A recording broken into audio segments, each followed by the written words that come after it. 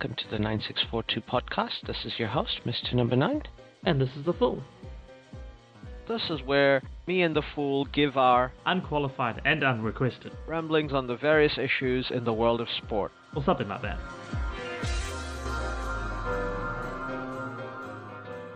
Hello everyone, welcome to our end of year / beginning of year review of the year that has been. Yeah. Last year we recorded it on literally the last day of the year. Yeah. Unfortunately we were all busy with various things that needed to get done. So finally things have settled down enough and we can get on with the podcast. Yeah. Thanks everyone for your patience and look forward to doing it. So we're going to review the year 2022. We're going to go through what we think were the biggest moments in terms of what's going to impact and go down in history for the sport. Yeah. For sports in general. Obviously it's with our biases. We've watched a group of sports and what we like. But yeah, these are the things we think are going to be things we keep talking about that happened this year. Yeah. Very important. So in first, we're gonna go in. They're all important. Nothing's less important than the other, but we're just gonna pretend most important. So first of all, we're gonna talk about the big Kahuna event everybody was talking about for 10 years 12 years till it finally happened. Yeah, exactly. World Cup in Qatar 2022. Yeah. Well, I think it was a great tournament, football-wise. We had heaps of great, lots of highlights for us. Incredible to see people your children's age talk about their technical knowledge about football. Oh no, they were well into it. They were very into the whole tournament, and yeah, they followed it quite well. Absolutely. It's just interesting to me to see how, back in when I was Liam's age, I think I could barely just about follow football. It was in my head a very slow sport. I could stay up through test cricket matches more than I could watch football games. Alright. But he's well into it, knew all the players, knew what positions they were good in and where you could play them. And of course, Connor, who's a few years younger, just went, yeah, but in FIFA he's got a higher rating, so he's a better player. Which, it's inarguable at the end of the day. Exactly. That logic. Exactly, can't really argue with the FIFA ratings. FIFA ratings. So the tournament is great for people of all ages. Obviously it's very controversial off the field, but I think reflectively we have to think about which tournament hasn't been controversial off the field. We wrote about off-the-field issues about the last 2 World Cups. Yeah, exactly. Not much people highlighted this in the mainstream media. Obviously, the 2010 World Cup as well, but we weren't doing a podcast back then. I was about to say, wasn't as though the 2010 one wasn't its own storm outside of it. Yep, and the 2006 one and 2002 one. There's not been an uncontroversial World Cup, maybe ever. It wouldn't be football if there wasn't controversy, right? Yeah, and with off-the-field issues, I think Qatar has highlighted maybe a bit of hypocrisy about the way journalists cover it. Yeah. When it comes to different people hosting the tournament.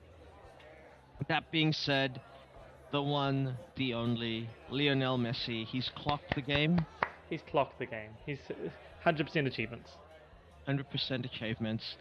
I think we can... Is he now got the second... Is he the second best international football player in terms of international career alone? If all we're counting is international career. We know we're never going to solve the GOAT debate. Everybody will have their good arguments for different players. But I think we all agreed the late Pelé was the GOAT of international football. No question whatsoever. No question. Yeah. And I think still is the case. Yes, exactly. 3 World Cups. Final of a Copa America, the only one he got to play in. And obviously an incredible international record for one of the most storied international football teams in any sport. But Lionel Messi, is he second now, without a question? Yeah, I think so. Oh, yeah. It's Very, hard to say otherwise. yeah. I Mm. mean, Diego Maradona's won 2 World He Cups. has, as I say, it was 2 World Cups for Maradona. So, um, 2 World Cups for Ronaldo too, but Diego and Ronaldo both didn't play in their first World Cup. They were basically young kids who were in the yeah, squad. Um, like Ronaldo described his as being like it was like going to university. It was finishing school. I got to hang out with the pros nice. because they thought that I was gonna be a good player for the team in the future. Which obviously, yeah, Yeah, he's a baby goat so, of Brazilian football. So there you go. yeah. Someone was right. They said that. That was some Yeah, and good scouting. obviously he's played in 2 finals, and Yeah, what a comeback!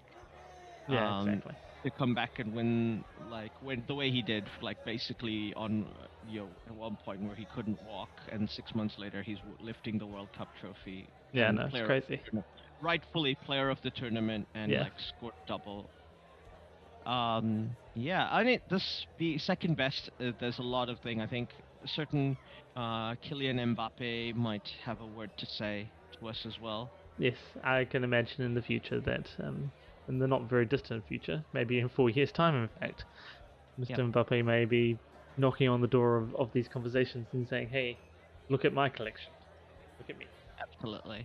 Yeah, But it's still an incredible achievement. Very happy to see such a great player who's given us such great moments throughout the years. yeah, yeah, Uh, win the trophy that just I think at least elevates him as the Argentina's GOAT. yeah. Pretty much close to. I think Yeah, that was the memes, was him being lifted up to yeah. be alongside Maradona. So yeah, I think it's hard in Argentina to replace Maradona. Like that's he is beyond a lot of things, but Messi is pretty much there now. So Yeah, absolutely. But that was our big thing. The World Cup, Messi, that whole tournament, and a bunch of other things. I think that tournament has revolutionized a lot of the ways we watch sport as well. I yeah, think we're gonna look back at it and the way journalism works for sport. hmm, So much blogging, so much the way we reviewed tournament, like our first African team to make a semi-final. yeah, So many of the Middle Eastern teams doing very well and Asian teams doing very well. exactly. So I think overall great tournament. So you can't wait. Like this is what World Cups make us feel like. We can't wait for the next one, Yeah, 4 years time. exactly. Um, moving on, like the only thing that comes close to the impact of the big Kahuna is combination. Women's sport this year, team sport Yeah, specifically. So much happening, so much. I think average punter, people who I think a lot of it we have to get uh, COVID where everybody sat at home with nothing to do but watch sport and yeah, content. And I think people got used to watching a lot of women's team sport. Like, okay, there's a few teams here that have always had a following, but women's team sports that have really improved in coverage and people supporting them. We had the Cricket World Cup won by yep. the mighty Australians again. Again, yes, Cricket ODI World Cup.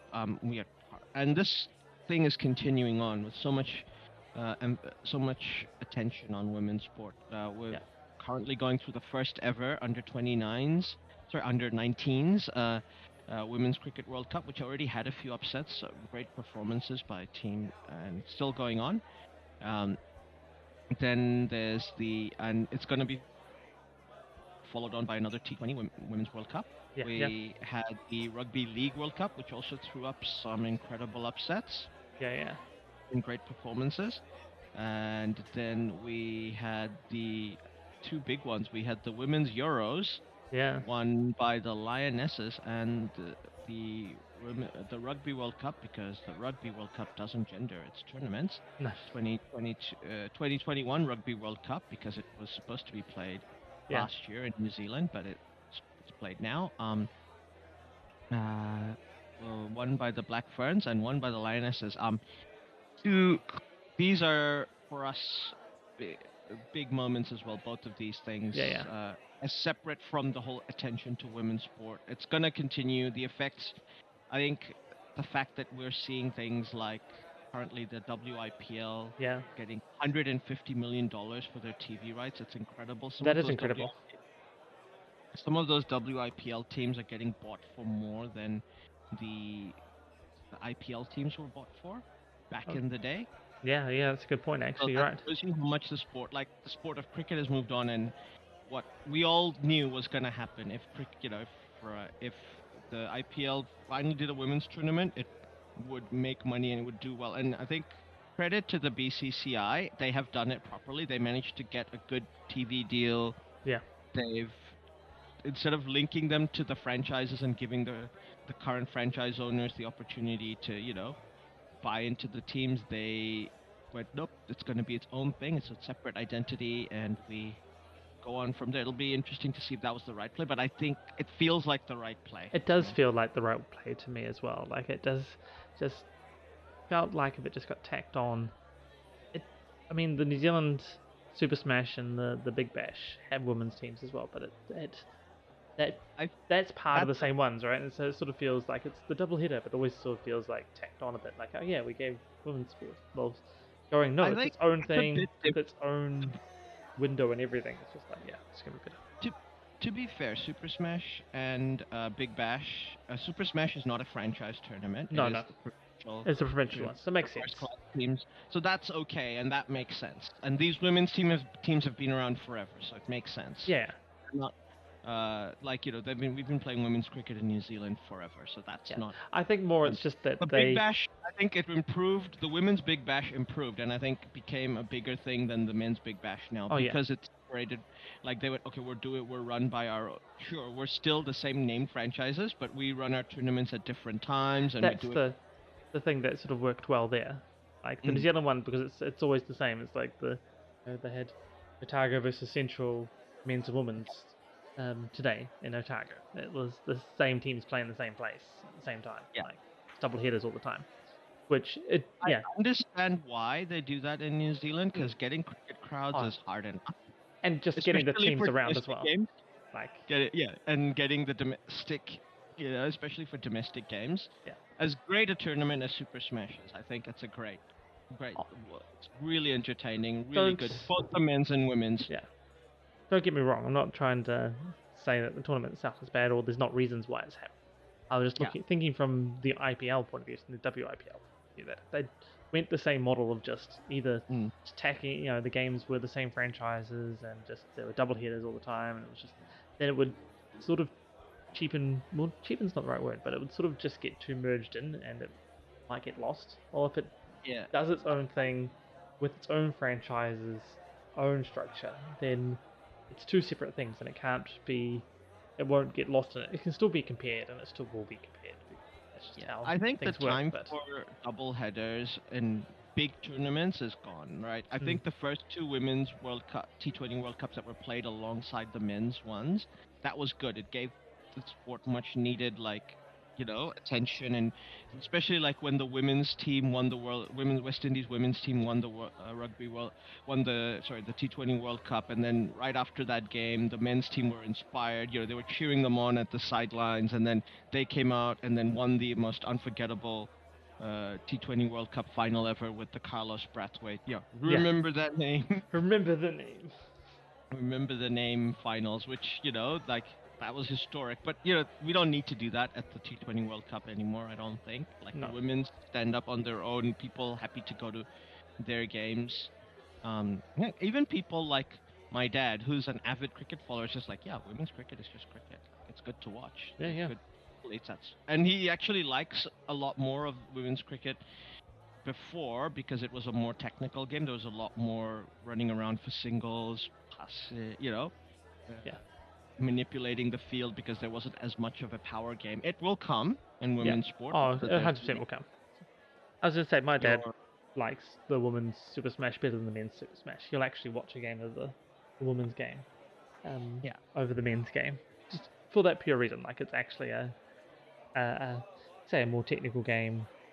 It has, it's not just who can hit the ball, just swing the bat hit it as hard as you can, and There is room for finesse in the women's game. It makes things like ring fielders important because you're doing chip shots and yeah, trying to manipulate the field for singles. Whereas like the men's game, we know like the meta, quote unquote, is that they have to be at the best fielders have to be at the boundary, yeah, and you are constantly trying to do yeah, very few players are able to rotate the strike very, very well and hit the AB de Villiers, like you're hitting singles all around the ground. You don't do dot balls, you just do singles and boundaries. Like that's very few players, cause like there's him and Prithvi Shaw, basically two players. I was going to say the epitome of that for me is the debate about Kane Williamson not playing T20s in New Zealand,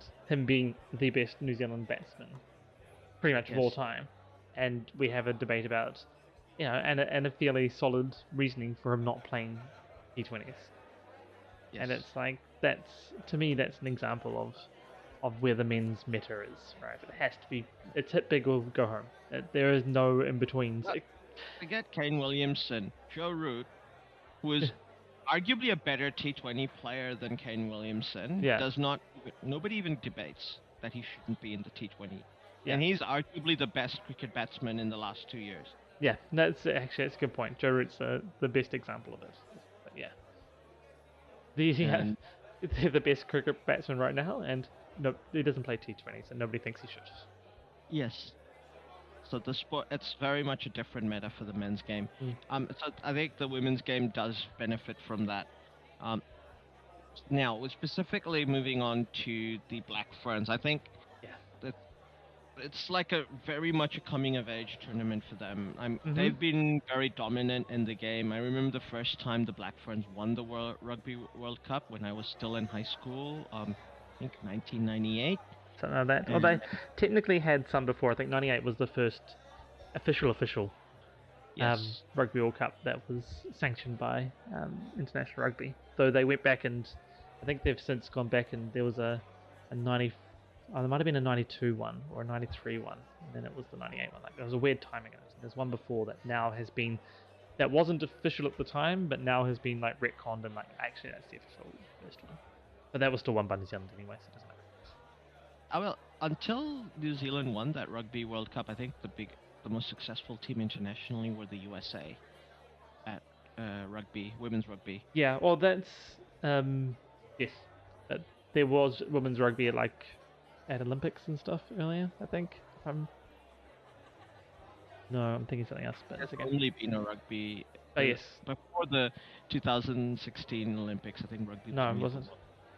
That was something else I was thinking of. But there was something else that they had amateur tournaments. And that was also won by the USA. Yeah. They were technically Olympic champions. Yes, that's right.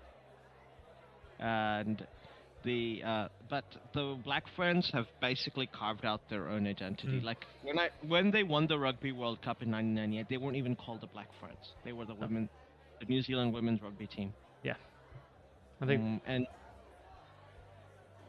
we didn't have they didn't have a place. Like the most popular women's sports team in New Zealand were probably the Silver Ferns, and they probably still are. Like I still really like the Silver Ferns and follow their. But I think the Black Ferns have carved, rugby purists now really like watching the Black Ferns. I think the important thing is that the Black Ferns have carved their own space out, unique to the All Blacks. Like it's not just the women's All Blacks. Like that's the women's team. They're like the All Blacks, but they're women. Like no, they're the Black Ferns now. Yeah. They're not the quote unquote the Lady All Blacks or something like that.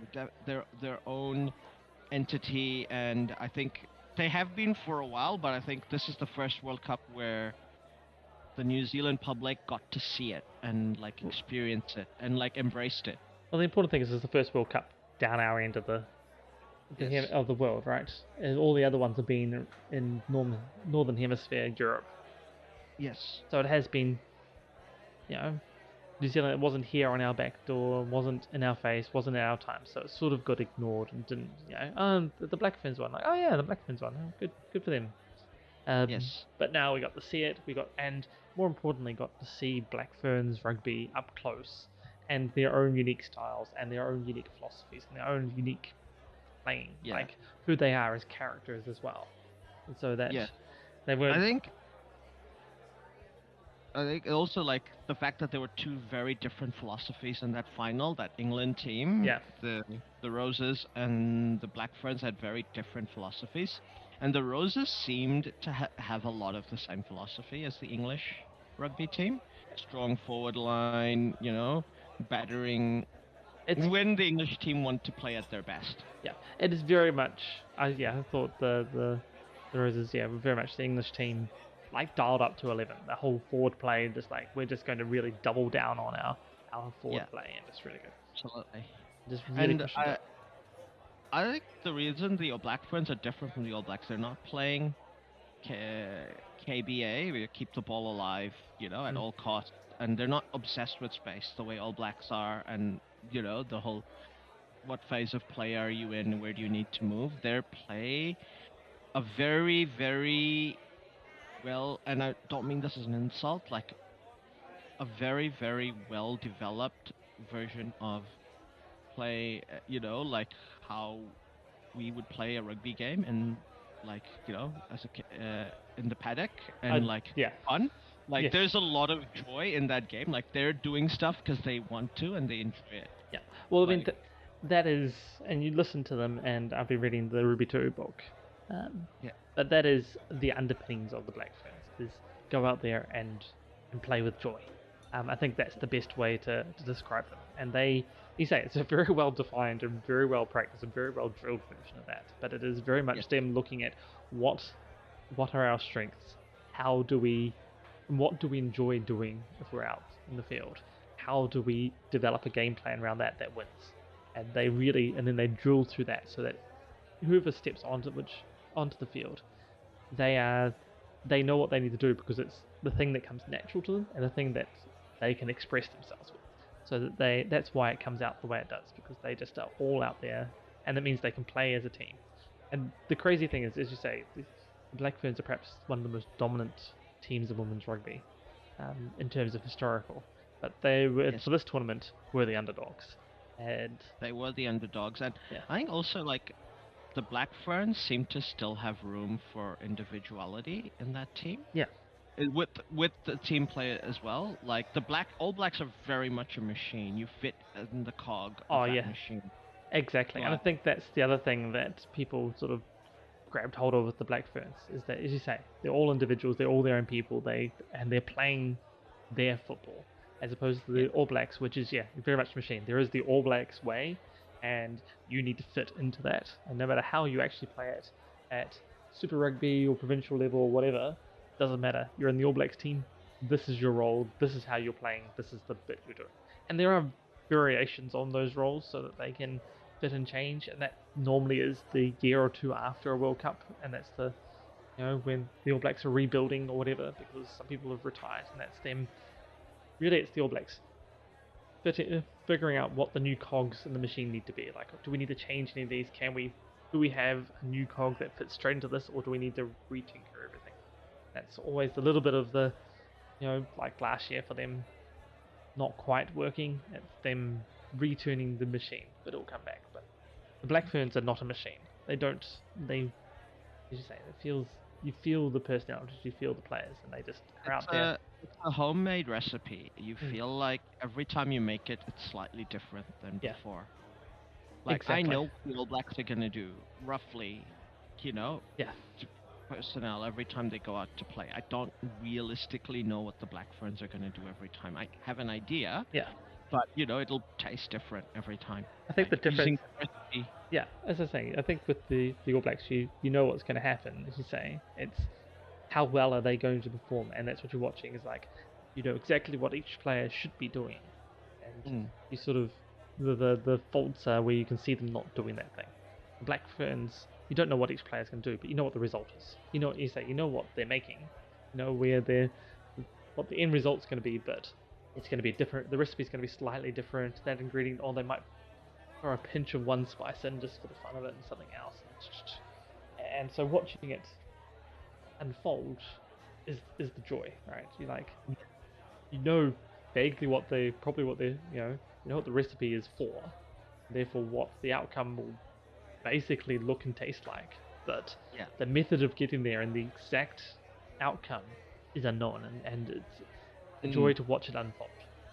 yeah, and I think that's why there's a room for individuality. Like sometimes Mm, you just can play around with the ingredients a little bit. exactly. Like you wouldn't like if using this recipe analogy, the All Blacks would be like, a restaurant, like either a chain or a high-end restaurant where Yeah. it tastes the same every time. Otherwise, you'll be disappointed. Like, you went to have this meal. It's a You don't mission. want to have, Yeah. yeah, It's a Michelin style restaurant where the Michelin, it needs to taste the same each time. or Top. even not a Michelin star. Even if you went to your local restaurant, Mm, like your local like Thai takeaway, or yeah.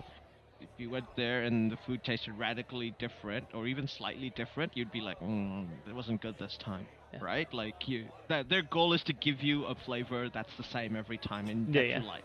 Yeah. My analogy was going to go further where the Black Ferns were like the Michelin star chef's home, where they go Yeah, back and they just, yeah, have a bit of fun throwing shit. Still the same high quality output, but it yeah, could be radically different. It may not taste, it may taste different, and they may try a new thing and be like, this is where we're trying, kind of sort things out. And oh, actually, we got this new thing over here. Let's chuck that in and see how that works. absolutely. Yeah. And I think that's what makes them fun to watch, even for like non-purists like me and who are not that big followers of rugby. But I definitely like enjoyed watching them play and following them. That was And definitely good. in the same vein, I think we go to our next bit, the lionesses. Now, Yeah. I think the lionesses have been big for a while. They've finally managed to win a national trophy for England after so long. Yeah. It finally came home. Yeah. Something came home. Something came home. It's great to see them celebrate. They've Once again, they've got their own identity that's very different to the England men's team. They're And I think like 2021, with the Euros, the men's team went very far, but like the after effects of the finals left a very sour taste in everybody's mouth. And I Yeah. think the Lionesses, given like the tumultuous things going on in the UK at the moment, like politically, like the uncertainty politically, and we had big moments like the Queen passed away, and all Yeah. these Yeah. other lionesses were like this big bright spot in their summer, like that everybody united the whole country, like gave everybody a lift. Yeah. Yeah. And I think it's like the first time a women's team has done that for a country. Like obviously the Black Ferns did it here a few months later, but just it's not, you don't usually see when a country has a really prominent men's team in a code. It's very difficult for the women's team to do, you know, find their space in that cultural Yeah. zeitgeist and where they belong. And I think the Lionesses, they have been slowly building up that way, and it's come to fruition. Like all their hard work, like if you follow women's sport, and obviously it's been railing forever about things like how Manchester United didn't have a women's team for years until they decided to have one and then bought everybody else's good players. Which is what the opposite of what they do for the men's team. Uh, but it's all worked really well for the team. I think they've deserved all their plaudits, all their flowers, and I think it was a feel-good moment for everyone. I think not just people in England. Yeah. No. But 100%. Like it was just one of those moments in time where it just all sort of condensed, I guess. yeah, speaking of England, the next two things on our calendar are gonna be talking about England and cricket because they have had a year. Yeah. Yes. But I'm going to credit this to two Kiwis from the mainland, obviously, because that's where all the good ideas in cricket come from, the mainland, right? Yes. Okay. Two boys from the South Island, Baz McCullum and Ben Stokes. Yeah. It's that's a match made in heaven, I think. Was very wary of Ben Stokes becoming England captain. Like, this has been previous issues when England have had a bad spell. They go and take the team's talisman, who happens to be an all-rounder. So when Ian Botham was captain, he had a terrible run. Mm. Um, like people forget that what we now call the Botham's Ashes back in 1981, he was the captain for the first two tests, which they lost horribly, and he played horribly. And then they brought back Mike Brearley, who apparently was the first thing he came in was mock Botham all the time to inspire him to start playing and forcing him to bowl and everything. And then he obviously played the two matches, which were incredible, and helped them win the Ashes back 3-2. So, and then, but he wasn't captain. Like, it was he had hit rock bottom being captain. And Andrew Flintoff, who was the talisman of the team that won the 2005 Ashes, got made captain after Michael Vaughan retired through injuries. And he won a series in India. Credit to him for doing that. But then, things went badly for him, and then they lost the Ashes 5-0, and he had a pillow incident. It all went horribly. And it ended in... And he, it's just a lot of work for an all-rounder talisman person to also be the captain of the team. Yeah. And Ben Stokes, it had that written, I felt like, but he completely disproved it with, I think, the right coach. I think Brendan McCullum's freed everybody to play their game.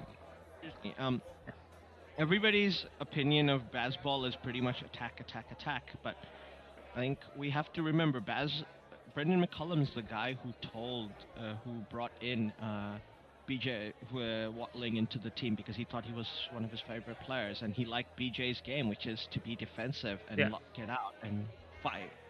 And Brendan McCullum also told Neil Wagner to just keep bowling bouncers for overs after over, and it worked. And it was a strategy. And he loves to attack. That's what he does. But he wants you to play to your strength. What works for you, and be free. Like, don't. Free. If your game is to block out every ball and frustrate the opposition into giving you loose deliveries, which you cash in on, because you feel like you back your mental strength over theirs, then he will back you to do that. He's not gonna he's not gonna put you out to dry if you get a few low scores here and there where you're eating up a lot of deliveries. No, and I feel like it's freer for him to do that in test match cricket. Yeah, no, 100%. And saying that Bazball, Brendan McCullum's philosophy is attack, is missing the point. It is, as you say, it's about playing to your strengths and feeling free to do that. Like, feeling free to play your game. And it is a little bit like, bringing it back to the Black Ferns, the same thing, which is we're not going to have a rigid recipe for this. We all know what we want to do. Let us go out there and find the best way to get that result, given the people we have on the field. And everybody should feel free to play to the best of their ability to achieve that goal. Yeah. I think a lot of people have said things like, oh, let's see how they do in Australia with this method, or how they do against India and, rolling, in those dust balls. Let me point out, they were not winning those games when they weren't playing Bazball. Exactly. And they were losing games at home to New Zealand. Exactly. And they smashed New Zealand with Bazball. A year later, New Zealand was spending... And there are extenuating circumstances. I think New Zealand did some very bad tactics instead of going, changing into a more one-day style field. To counter Bazball, and obviously Kyle Jamieson getting injured. Those were all, extenuating circumstances. But they won fair and square. No. And they won by playing their game, and I think that's the big thing. I think England have been the best white ball team since 2018, at least, in my opinion. Yeah. They came very close in the Champions Trophy 2018. They just lost to Pakistan, who then went on to win that trophy. 2019, they famously or infamously beat us. And the best cricket match of all time that I've ever watched in my life. I wasn't there when they played the first tied test or the second tied test, but this is surely up there. Yeah. I think I still refute the concept of them beating us, but yes, they did win. Yes. Look, you and I agree why the rules had to be the way they were. Yeah, no, Like, not a. Yeah. We understand why the rules are the way they are. There's no if we take our black caps off, those are fair enough rules. Yeah, you have to have some way of separating out them. If that's the rules to begin with, as we said, I think at the time, those are the rules. How they deal with rolling super overs, it's gonna be interesting. Yeah. But yeah, super overs are It was an incredible match, and I don't think I couldn't sleep for almost a day and a half after that game. Yeah. Because it was living in my head rent free. Yeah. The other part is the World Cup in 2021. They were the best team. We just happened to beat them in the semi-final. Yeah. Because they batted first. Because they lost the toss. Exactly. 2021 T20 World Cup is very much a tournament of win the toss. Who won the toss? Who won the toss? If you win the toss, bat second, you're going to win. Right? Yes. Yeah. And the 2022 World Cup, they won because they were better than every other team, I think. Yeah. And showed it in the semis. They smashed the semis and they smashed the finals. Yeah, exactly. So yeah, I think that really does underpin their strengths. They just were clearly a lot better. And they did it without players like Bairstow, Stokes, who were injured, and they did it with Alex Curran, who was the fourth choice bowler. They didn't have Reece Topley, they didn't have Tymal Mills, they didn't have Jofra Archer, and they still were head and shoulders better than everybody else. They lost to Ireland, yes. You're gonna lose T20 games. That is the nature of the game. There is a lot more random number generator impacts on that, where things can sort of just conspire against you. Yes, but they rightfully won that tournament quite easily. And they're currently the only team to have hold both ODI and T20 World Cups, and I think deservedly so. And ODIs, they've basically, this is why they're so good at Bazball. They've basically they're the team that goes at 5.5 runs and over between the overs 10 and 30. Yeah. Right. And everybody else treats those as a bit of a ceasefire. It becomes a phony war. Yeah. And they wait for the death to start. And not every team has that hitting power that the English team have, by the way. Yeah. So they do,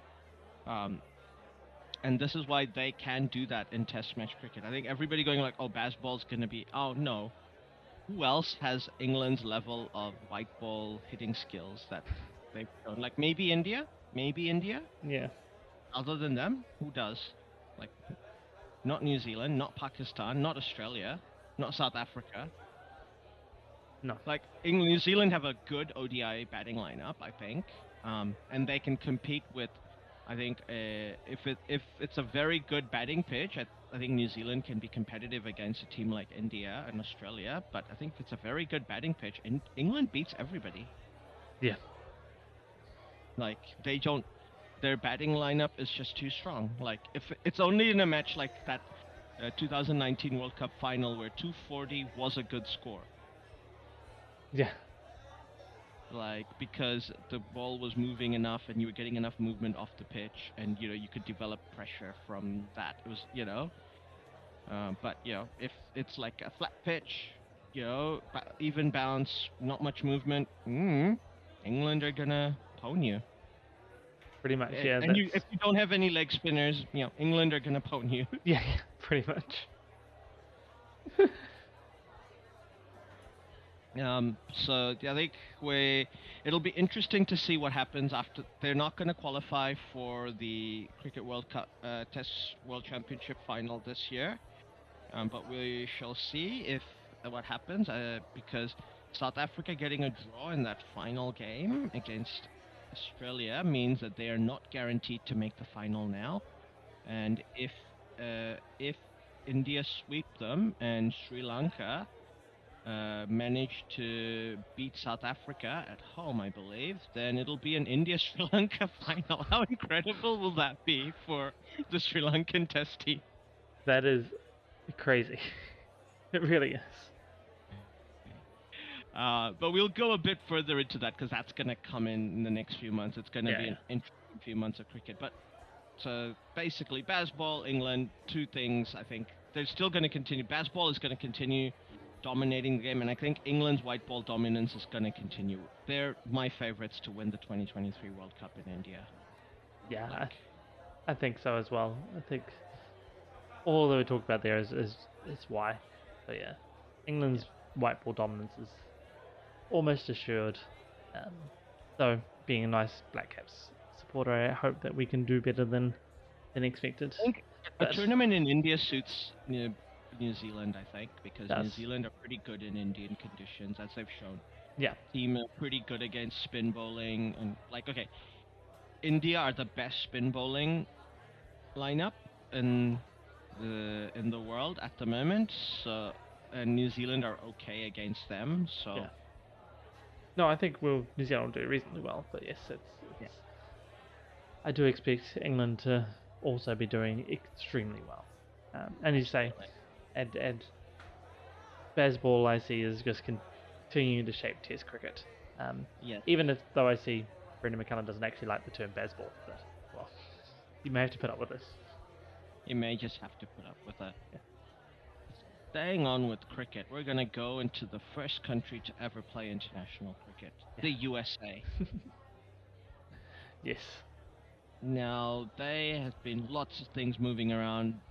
Things have been threatening for years for there to be a big cricket tournament in the US. There's so many people. Every single World Cup since the 99 World Cup onwards, the most number of tickets sold to overseas attendees were from the USA. All right. So after the host countries, the biggest visiting contingent were all from America, which, when you think about it, shouldn't be surprising. No. And they have incredible viewing numbers for cricket. One of the reasons why the CPL do as well as they do, is because of their good, time zones for U.S. audience. So they have basically come up with their T20 franchise league, Major League Cricket and Minor League Cricket. Minor League Cricket has just finished their first tournament. Second tournament. Tournament? Yes. And Major League Cricket got delayed, and but they are about to start their first tournament this year. But it's been going on for ages. They've managed to get a bunch of very high-profile players, including players like Corey Anderson. Oh yeah, no, I heard that too. Yes. And the teams are going to play all their games in Grand Prairie Stadium in Texas near Dallas, starting in July, and then it'll slowly go from there. It's going to be things are going to change in America when it comes to cricket.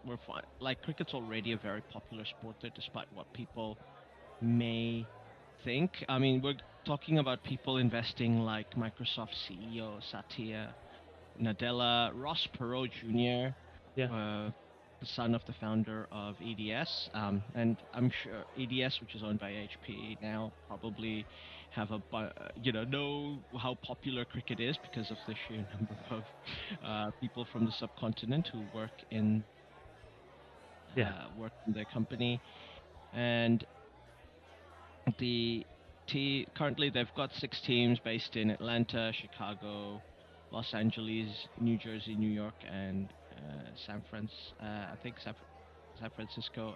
Yeah. I think so. So we'll see how it works out. Oh, sorry, no, the inaugural. Uh, the inaugural teams are going to be based in Dallas, Washington D.C., Los Angeles, New York, San Fran, and Seattle. Yeah. So it's all like either tech hubs or places where there's a lot of like subcontinent immigrants. So makes sense. Yeah. And we'll grow from there. And it's already the second biggest tournament in terms of TV rights deal that they've managed to secure. And the fact that they have a minor league, which is going to be the feeder league feeding into this, that's just going to grow the game incredibly. Yeah. No, that's pretty. It's a pretty cool concept they've got going there.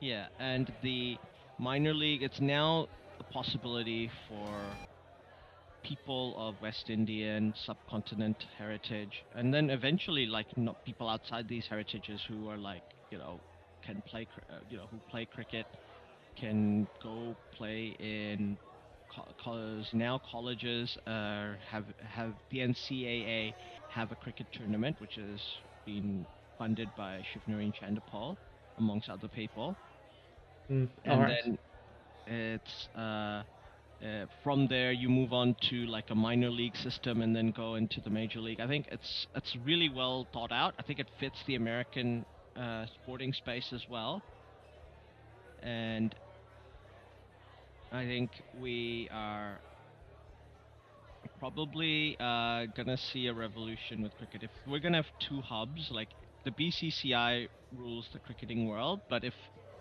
the USA becomes a major player in cricket, that's where the major spanner in the works are coming from, the USA. Yeah. From this, if this league becomes a big thing, even if the USA never become a test playing country, they will be a big player if they're attracting players to come in with lots of money and Yeah, exactly. And it's an alternate to playing for the IPL. Then it's interesting times coming ahead for cricket, and if Major League Cricket succeeds, and I think it will, because the people involved are all very incredibly smart business people who have been very successful. So yeah, we will see that coming. Now, moving on, the last cricket-related thing that we think, because it's also related. It's going to relate to the next theme, which is ownership. So speaking of successful people who own sports franchises, the Glazer family have bought a cricket team. Wow. So this is a bit of a saga. They kind of went to try and buy an IPL franchise when the expansion teams, the Lucknow Super Giants and the Gujarat Lions were founded. Right. It's an interesting thing. It was embarrassing for them in the end because they put in the lowest bid. Like they specifically just went in with the advice of finance people because my understanding is Avram Glazier just told Joel to go buy a cricket team. All right. He went there and he was just following the advice of the financiers, like, yep, this is the right price, and they had the lowest bid. Oh, so that was a bit embarrassing. And also, they were the only people to bid more for the Lucknow franchise than they bid for the Gujarat franchise, which, Gujarat is Ahmedabad, one of the biggest cities in India. Lucknow is a big city. Obviously, we're talking about Indian cities here, but it doesn't have anywhere near the big cultural reach and financial reach that Ahmedabad does. Right. Yeah. So the two franchises they failed to buy those 2 franchises. I'm surprised they didn't try to buy a women's team because that would have been their next thing, but instead they bought a team in the UAE Super League. Yeah. Now that's an unsanctioned league technically because the UAE are not a test-playing country, and their T20 tournaments doesn't count in T20 stats, whatever that means, because technically the ICC don't are not the ones who collect the stats anyway. It's the Association of Cricket Statisticians and record keepers, and if Yeah. they decide to count it, they will. Yeah. And ain't nothing much the ICC can say about it, because they don't look at sanctions, whether it's a sanctioned league or not. They look at whether or not the quality of the competition is comparable. Yeah. Yeah. And boy, is it comparable, because this current window we have the BBL, the South African T20 league, and the UAE leagues all being played, and the UAE leagues are the leagues that are paying the most. So obviously it's going to attract the best players. Yeah. Because that's how it works. Like, David Warner almost went to play in the UAE because Alright. the BBL in the end, Cricket Australia had to make a deal to let them stay and play. The way it's with the UAE league, and to be quite fair to the Glaziers, who are people I have absolutely pillaged before, Desert Vipers are doing pretty well in the Right. in the league at the moment. So they're captained by Colin Munro, coached by James Foster. Very decent team, and they're currently, I believe, top of the tournament. So yeah, good on them. They might win the inaugural league. The current it's only a matter of time before the UAE league does get the sanctioning, because three of the franchises are owned by IPL owners. So Yeah. that tells you all you need to know. Oh, actually, four of them, because Mumbai Indians also have a franchise in there. Alright. So there you go. Oh no, I thought the Giants team, the Gulf Giants, were owned by the people who own the Lucknow Giants, but no, they're not. So it's only the three. But the three IPL owners own franchises there. They're gonna get the record holders are gonna keep it up. And we're talking about the Knight Riders and Mumbai Indians, who are like the two of the most successful team, franchises in the IPL. Yeah. Yeah. Exactly. The amongst the two most successful. Then so with them owning a franchise as well in cricket, and they're showing interest. If American owners start buying into cricket franchises around the world, things in cricket are gonna change. That shift of balance of power between India and America in world cricket, we might be one day talking about a big four when it comes to cricket. Yeah. Like, I don't know how soon it'll be before the Americans have a super competitive team, but they're gonna be a super important cricket country. Yeah. Yeah. And just to remind everyone, the 2024 T20 World Cup is being hosted by the West Indies and the USA. Yeah. Exactly. Yes. So Yeah, going to be important and going to be interesting, as you say. Saying it could be that they are one of the. You say they could be part of the new Big Four without having a Big Four team. all it will take is for the United States to do. If the United States team in, let's say, the 2024, because there's 2028 Olympics is gonna have cricket. Yeah. The 2028 Olympics in LA is gonna have cricket. The 2032 Olympics in Brisbane is definitely gonna have cricket, and there is a rumor that cricket is gonna be at the Olympics in the Paris Games in 2024. Oh, that'd be interesting. If one of those Summer Olympics, the United States team happens to have a run, make the semis, or Yeah, does something. Maybe something. It doesn't even have to make the semis, right? It could just win a couple of games against one of the actual cricket teams. That's probably enough to propel that up a bit. Yeah. So once the Olympic Games, the cricket at the Olympic Games is going to be a game changer. We know this. Yes, definitely. Okay, now I've just confirmed they've officially said that the Paris Games are not going to have it because Yeah. it's too late to get that in. Yeah, that's what I was thinking as well. That's a lot of organising very quickly to get that in. But they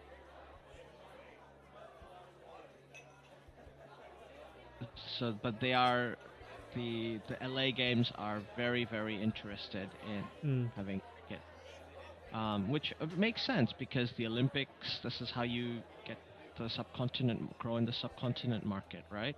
Exactly. And I guess with the LA Games, it may be a little bit on how well the Major League Cricket goes, right? If that is shown to be successful, which there's no reason why it won't be, then yeah, that would be a driver there for them to be like, yeah, let's include this for sure. Yeah, absolutely. And once once it gets in there, like I said, especially 2028, the Olympics are being hosted in America, in LA. They'll have fans.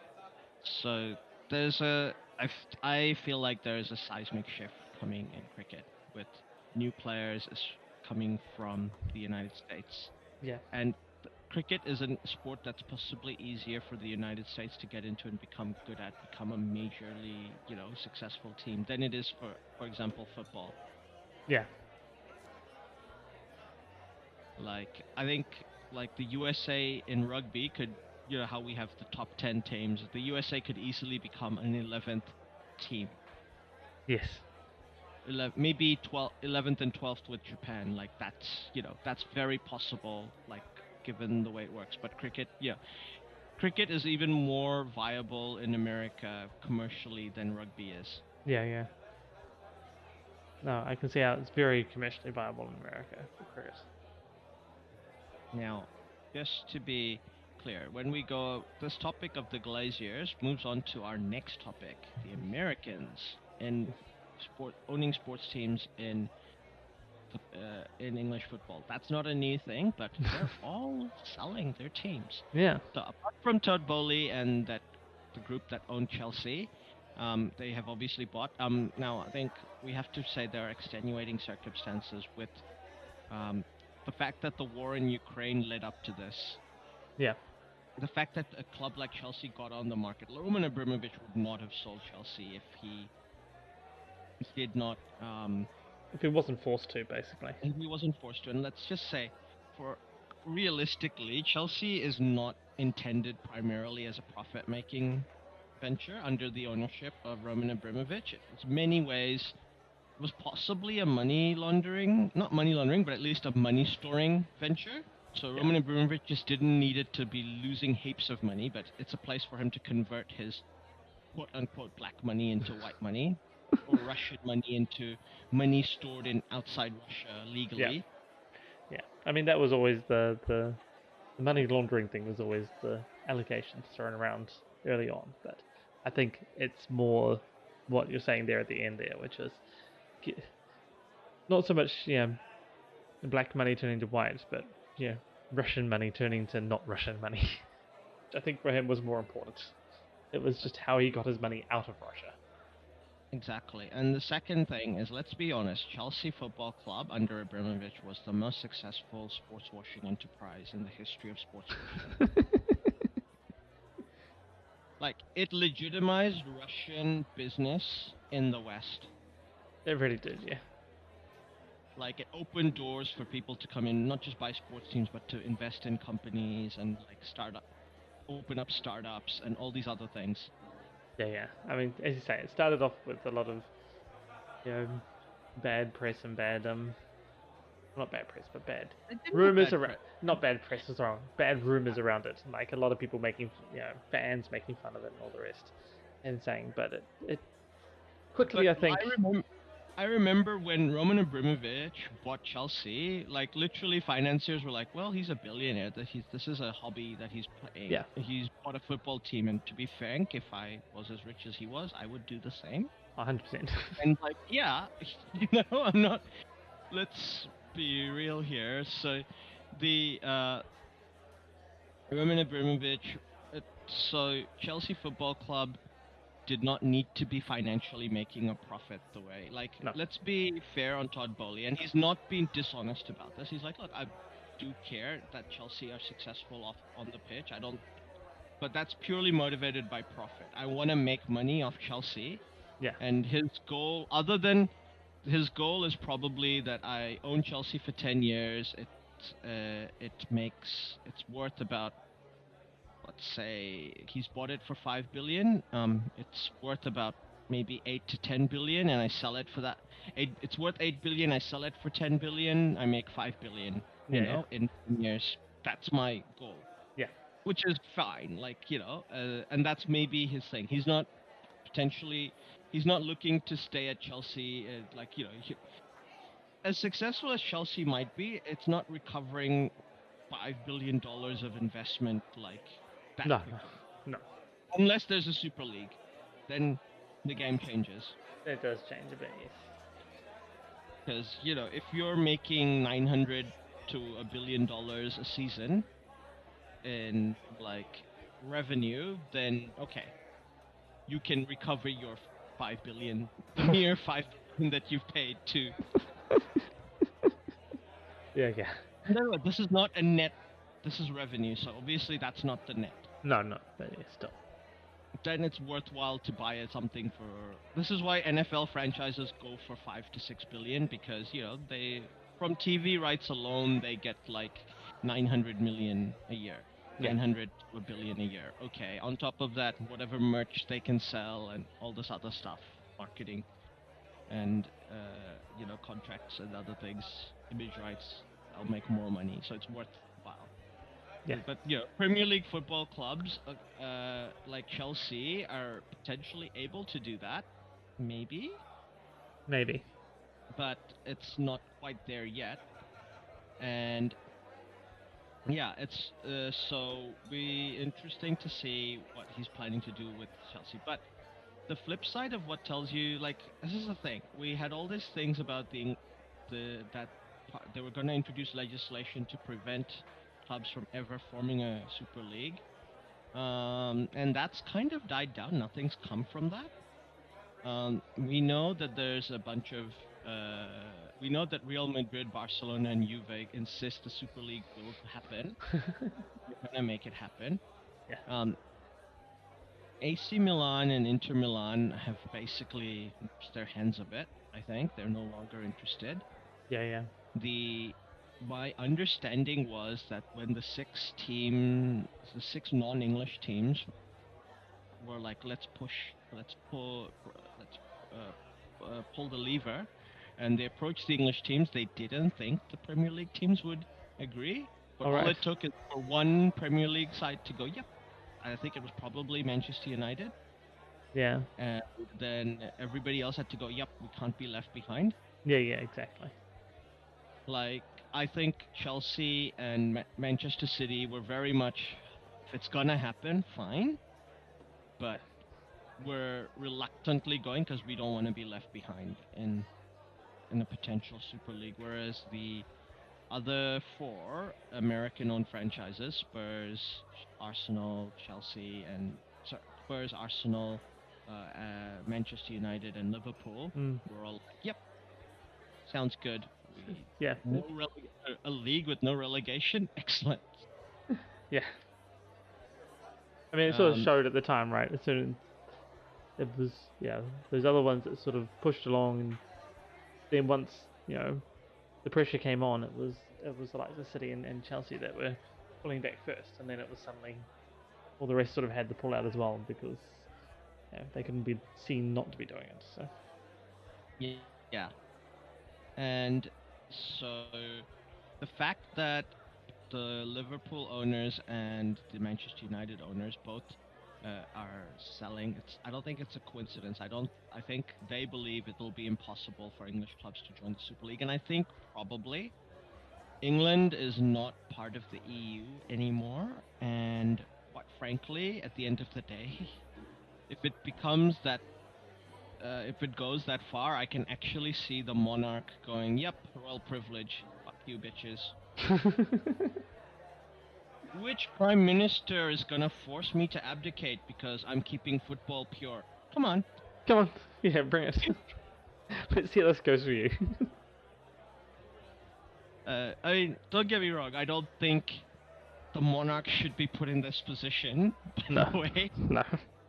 And I think any monarch of the United Kingdom, and obviously they are also our monarch, would feel very, very reluctant to do this. It probably be heading towards a constitutional crisis, really. Like, No, constitutional, he's allowed to. I know he's allowed to, but They're allowed to. that's why it'll be a crisis. Because they'll be allowed And if to. the prime minister agrees, then it's not a constitutional crisis. But that's what I mean. The parliament agrees with him. Yeah, if he agrees with it, it's fine. But it'll be heading towards that if it was somewhere. Not. Yeah. Because people with money will go, but it's not legal. There are codes of law. The king can't just say blah, and parliament can't just say blah. Yeah, exactly. Fair enough. Like, you and I don't want to live in a country where technically the governor general or the prime minister can go, yeah, rules, schmools. No matter what the issue is.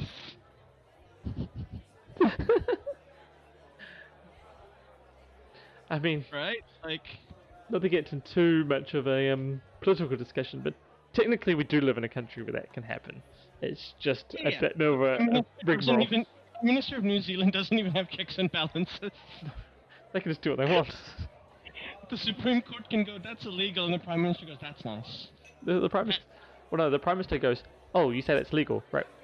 One moment, please. Just 1 moment. Next day. Okay. Under urgency, we passed this law, which said that what the Supreme Court said was illegal was actually legal, and was always legal.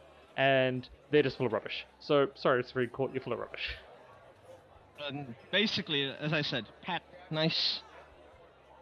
Yeah. Thank you. We'll figure it out now. Yeah. Thanks. And there's no checks and balances in New Zealand. Technically, England has checks and balances with the Commons and the Lords and the monarch. But at the end of the day, even if all three of those bodies, you lived in a country where the Prime Minister and the King goes, rules schmools, that you don't want that. No, you don't want that. For whatever reason, they might be using that rule. Very extenuating circumstances. Would that be okay? We're being invaded. Yeah. Sort of thing. But yeah. So thus Americans selling and Americans buying. But the wider thing here is, I think the Glaziers and the owners of Liverpool have basically realized that their model for making money while owning the club, which was probably the Super League, is not viable. And I don't think they believe an English team can go.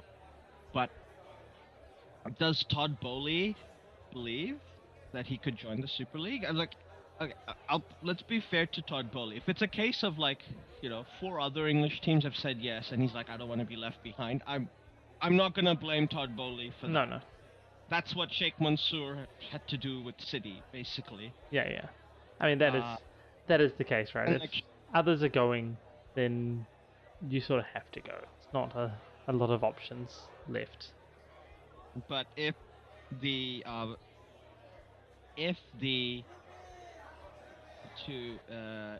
but is he one of those people, do you think, that would push the let's be a Malcolm Glazer type, going, yep, let's push it, let's go? I mean, if he moves to the Super League, Chelsea are no longer called Chelsea because the pitch owners will tell him to fuck right off.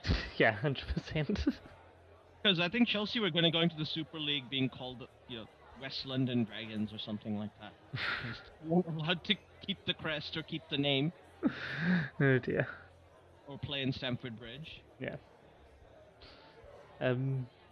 No, I think Bowley's brought Chelsea knowing these things, and so I would think it'd be unlikely he'd be one of the ones pushing to get it to work.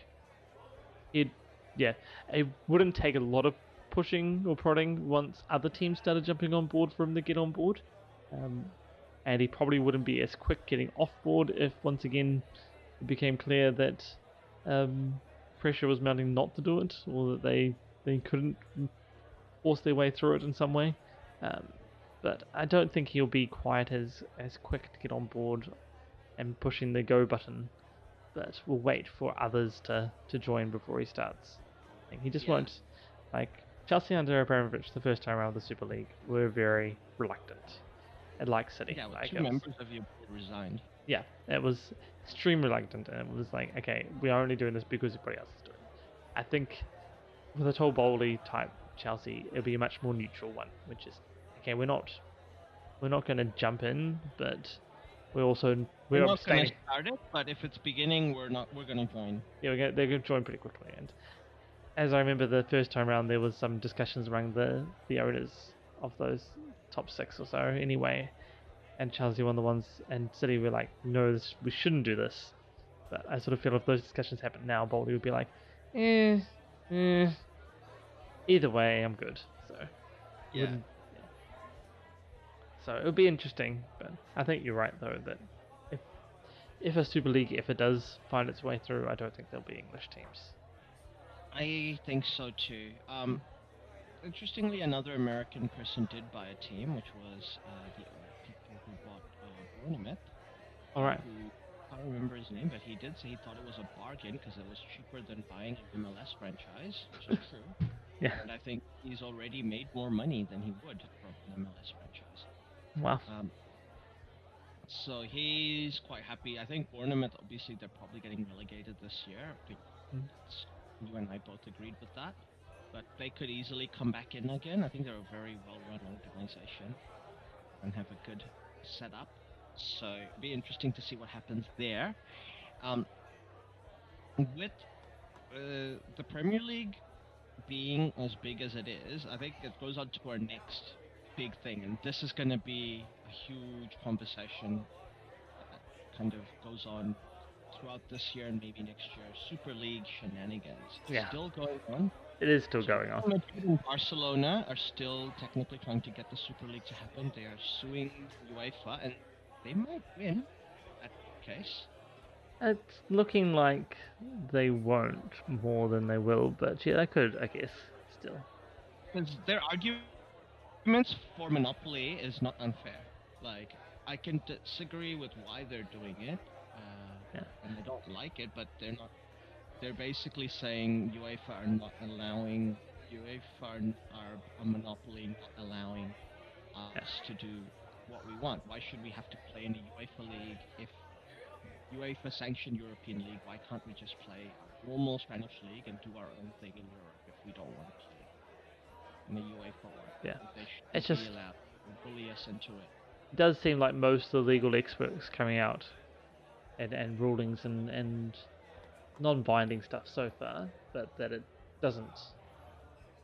That UEFA is not an illegal monopoly, basically. Most of the rulings so far, non-binding, have been that the Super League is wrong. Yeah. But as you say, these are not the official verdicts yet.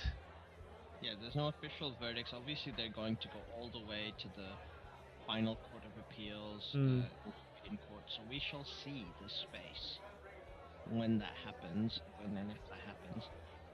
In that time, so basically, since Atletico are the only Spanish club to officially leave the Super League, publicly they're very much staying quiet, but everybody says behind closed doors, Atletico is giving all their moral support to Barcelona and Real Madrid, and they're basically, as soon as you guys get the Super League up and running, we're coming again. So. Because Barcelona and Real Madrid are technically now suspended from the board meetings, and they don't attend anymore because they're like, yeah, you guys are biased against it. La Liga's made a bunch of rules about how TV money is shared in the league, and made it more equitable. All these reforms that Barcelona and Real Madrid were blocking for decades are getting passed through. Go figure, eh? So this is gonna interestingly change things. Juve is having the same thing happen in Serie A.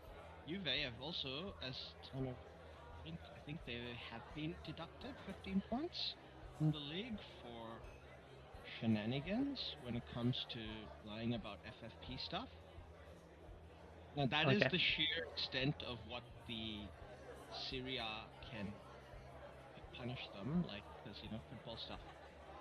Juve are still in trouble, and the board are still very much in trouble because Juventus are a club that are floated on the stock exchange, and apparently they lied about the fact that their players were taking a pay cut during the COVID times. Oh. Which Ooh. basically they said publicly, they all went, yeah, we're taking a pay cut and blah blah blah to help the club stay afloat, and then they're like, oh, we'll pay you later on off the books. All right. Oh. Geez. And if you're on a stock exchange, Yeah. that That's. is shenanigans that people are gonna check. Like, it's definitely like the fact that people authorities are investigating, because it's super difficult to get anyone convicted of a white collar crime, especially fraud and like Yeah. this sort of thing. So the fact that they're actually going ahead is already problematic for the board. Like, they all resigned, so Juventus are in a bit of a shambles Yeah. at the moment. And they're obviously not going to make Europe. They're going to lose more money because they're not going to be in Europe. They're probably with a 15-point deduction. But if they do get done for fraud as well, they could be relegated back to Serie B. Maybe. It's infuriating to say that Juventus did all this in post-COVID. When you think about the fact that, like, AC Milan basically spent the last 2 seasons like looking for every piece, looking for coins in the back of the sofa, like scrounging their mates for whatever they could lend them, Yeah. selling what bits they could sell to, and then they managed to win the league last year. Yeah. Like, Inter are not in that same position because they have a very rich owner, but whereas Juve were just breaking the rules. Just straight up breaking the rules.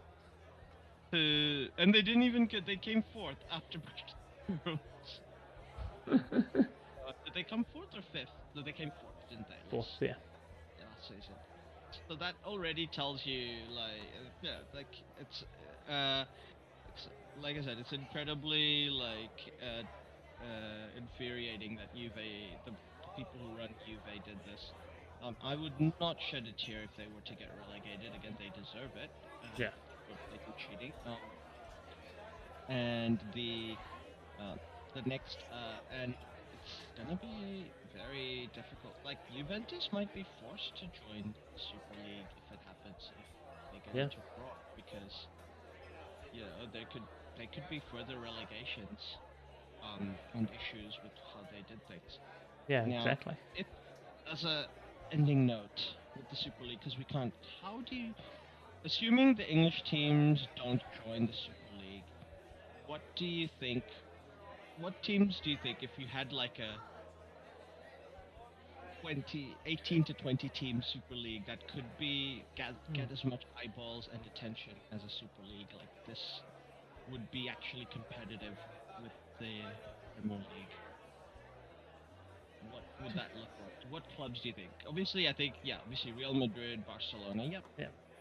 You got to get the Bayern Munich. Well, I don't think any German club can join. No, they can't. That's a good point. German clubs can't too. Ooh, this could be harder. Just ignore clubs that will not be able to join. Like, PSG can join now that the World Cup is over. Their Qatari owners might be a bit more inclined to join the cool kids.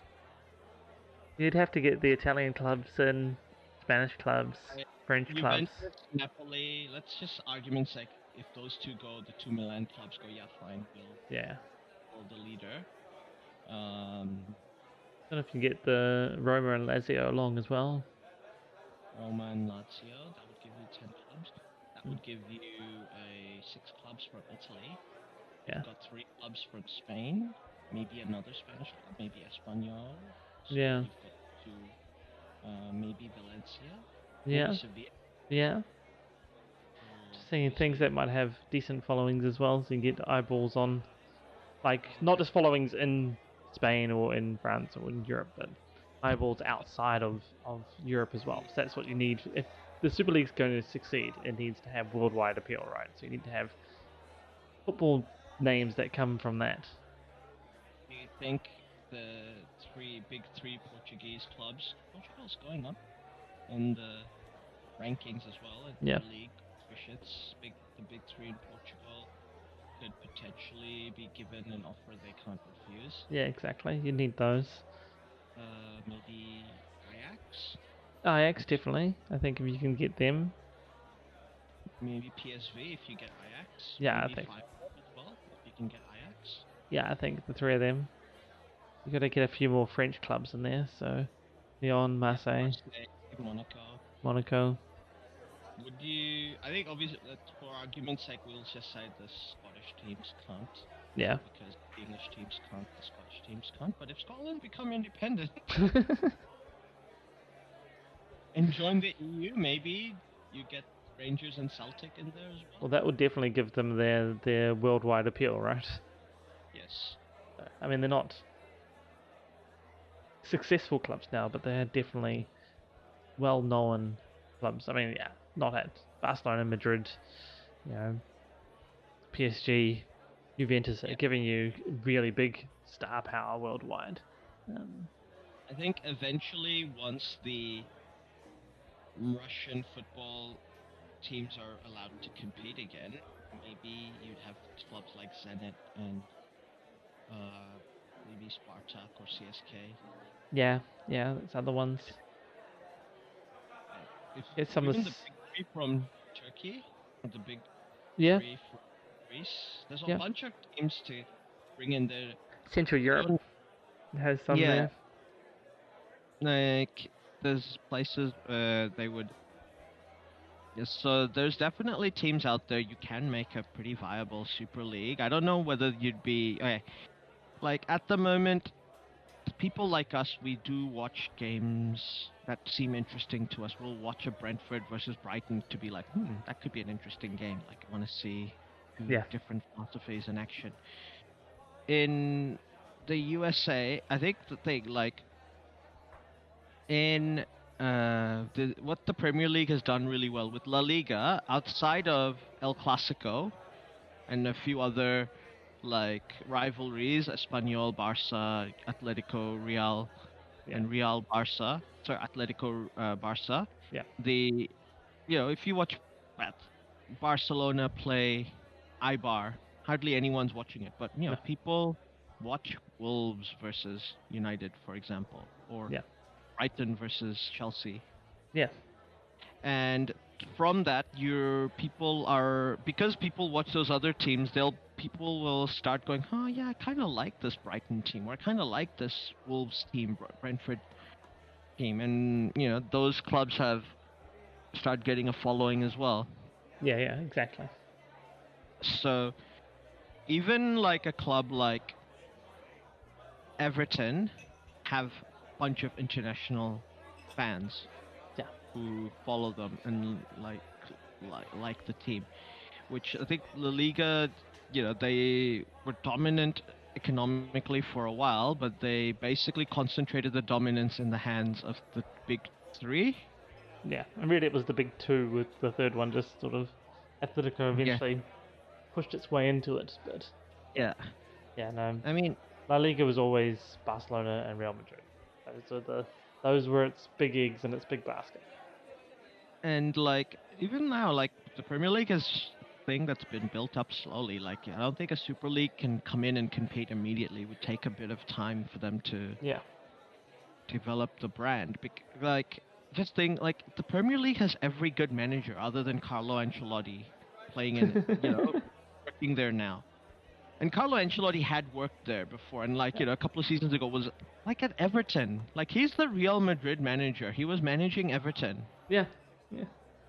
And Unai Emery took Villarreal to the semi-finals of the Champions League. He's in Aston Villa. Yeah. And I think Emery's a good coach. Obviously, Lopetegui's a really good coach, I think. Yeah.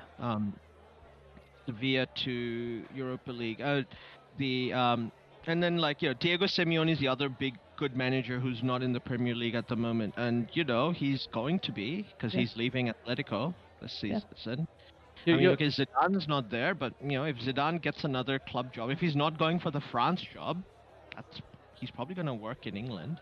I like how you're just dissing Mourinho by not including him in the big managers not working in the EPL.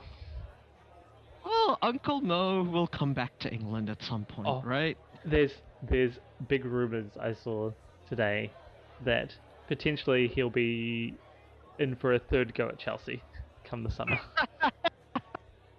Come on, let's go. Third time's the charm, though. I think Uncle Mo, if it was Abramovich, 100%. 100%. I think he would come back. I think that... Uncle Mo, you could see him not that he's been at a club like Roma and he's played with a club that doesn't have an unlimited budget and done well with them. I could see Uncle Mo go to a club like. No, it's from Everton. him. Why not? No, it's from him. He's the one saying. Mo's saying that he wants to come back to Chelsea. He's like, I want to come back. Apparently, Chelsea's like, no, just no. But he's like, I want to come back. And Chelsea, come on, England's good. I'll come back to Chelsea. Like, then I'll have some money. It's exactly that. Like, Roma, they don't have enough money for me. I can't buy who I want. So he's trying to wheedle his way in. But he could go somewhere else. You say Everton, West Ham as well. We'll be looking for a new manager relatively soon. I think so. Everton have Sean Dyche just as we speak. Yeah. Oh, okay. Very good call for Everton to get Sean Dyche. That's a very good. I feel bad for Super Frank. Yeah. I think he did really well at Chelsea his first season there. He followed the brief, and then Roman Abramovich changed the brief. On him. And then his first season at Everton, I think he did a very credible job to keep them up. I hope Super Frank gets a job at the Championship to properly do his thing. Yeah. But if Sean Dyche is at Everton, I mean, I think Everton has Wayne Rooney written on it eventually, right? He will eventually become their manager. Yeah. And I mean, Uncle Mo anyway, he won't be going till the summer, so. Anybody that's looking now, that's not the ones. It'll depend on how things go over summer. Yeah, Uncle Mo, until you're back coaching a Champions League club, I can't consider you in the elite tier. Okay, at least a Europa League club. Okay, he's in the Europa League now. Just to say yes. He won the Conference League last season. You ought to be in the Champions League at least, or at least win the Europa League. Then I'll be like, yep. Hey, he's only 1 point off Champions League currently with Roma. Yes, I fully expect him to get Roma back into. And he's got a game in hand as well. There you go. Yep. He's done a very credible job at Roma, and I think he could very much. I don't know which team would be looking for a manager now in the summer. Chelsea. I mean, really, given the way things are going at the moment. No, I don't think Chelsea will. Unlikely. I think we'll keep Potter. Graham Potter, but. If he doesn't get better results next season, yes. Yeah. I think he'll be given till about this time next year. Oh, is he going to come back to Spurs? Because I think Thomas Tuchel will say no to Spurs. Because Conte's leaving Spurs, right? Like, we know this. Yeah. Because, come on, Spurs always get a Chelsea manager. That's just the way it is. Like Glenn Hoddle, Andres Villas-Boas, Mourinho, Conte. Come on. Tuchel must be like, nah. But if Tuchel goes to Spurs... Oh dear. And Spurs are also a club that's probably gonna be sold, so we'll see. Maybe, yeah. They could also get a new manager. Speaking of which, we will go through a football thing, but just before we finish the shout out to the Southampton manager Nathan Jones. Ward Prowse as a number 10? It's genius. It was obvious. Now that you see it, you're like, oh, it should have been obvious. That's where he should have played all along. Yeah, well. Some of those things are, obvious in Like hindsight, I guess. It's like Ten Hag playing Luke Shaw at centre back. You're like, hey, that was. Oh, okay. No, you've basically put Holland in your pocket. Okay, I see what. Yeah, Sorted it out. pretty much. But yes, well, I think that's all we have time for now. Yeah. Thank you very much for listening, and look forward to seeing you all next time. Catch you next time.